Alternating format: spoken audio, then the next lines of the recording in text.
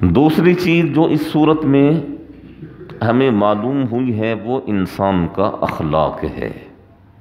دیکھیں، آپ کہیں بھی چلے جائیں نا، مسجد میں چلے جائیں، مدرسے میں چلے جائیں، آپ کہیں جلسوں میں چلے جائیں، وہاں آپ کو بہترین قسم کے فلاسفر، بہترین قسم کے معلم، بہترین قسم کے بیان کرنے والے ملیں گے، اور وہ ایسے مسائل کو بیان کریں گے کہ ان سے بڑا عالم کوئی نظر نہیں آئے گا۔ لیکن یہ جو چیز ہے نا، اخلاق، یہ سب سے بڑی بنیاد ہے۔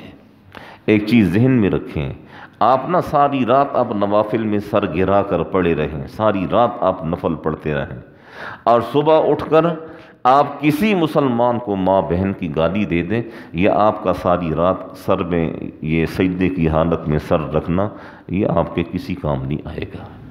یہ عبادت جو ہے نا، عبادت، یہ تو بندے اور رب کا معاملہ ہے۔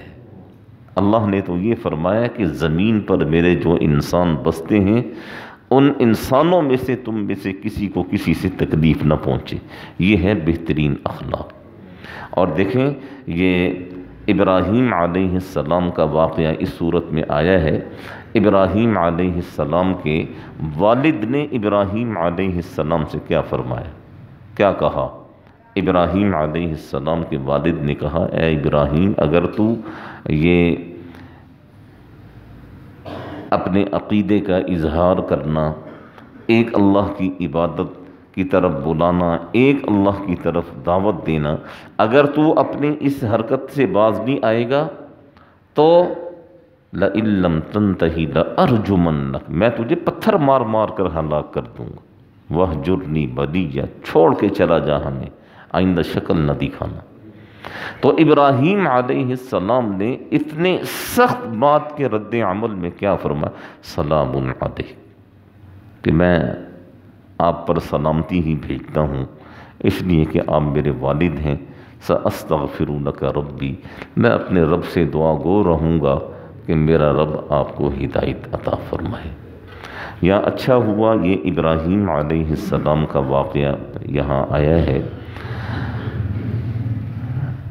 ہم تو عام اخلاق کی بات کرتے ہیں نا، کہ ہر مسلمان کو با اخلاق ہونا چاہیے۔ یہاں تو اب سب سے بڑا مسئلہ ماں باپ اور اولاد کا بنا ہوا ہے۔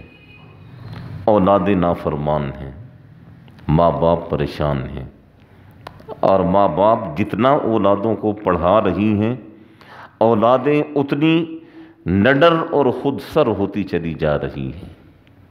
تو ایک چیز ذہن میں رکھیں، صرف پڑھانا ہی نہیں ہے، پڑھانے کے ساتھ ساتھ تربیت بھی بہت ضروری ہے۔ جب تک آپ تربیت نہیں کریں گے، جتنی مرضی اعلیٰ سے اعلیٰ تعلیم دلوا دیں آپ، وہ اعلیٰ تعلیم کسی کام کی نہیں ہے جب تک کہ تربیت کا نظام نہیں ہوگا۔ اور آپ صلی اللہ علیہ وسلم نے صحابہ کرام کے ساتھ کیا کیا؟ آپ نے صحابہ کرام کی تربیت فرمائی ہے۔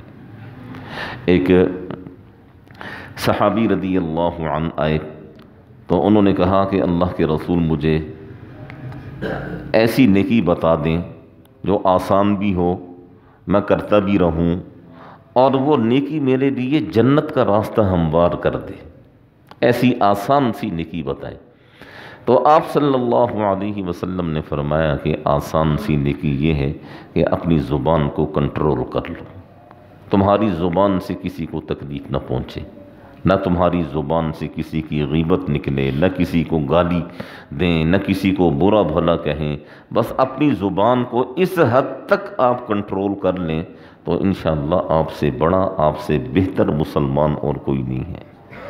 حضرت عائشہ رضی اللہ عنہا سے کسی نے پوچھا کہ ہمیں یہ تو بتائیے کہ اللہ کے رسول کے اخلاق کیسے تھے؟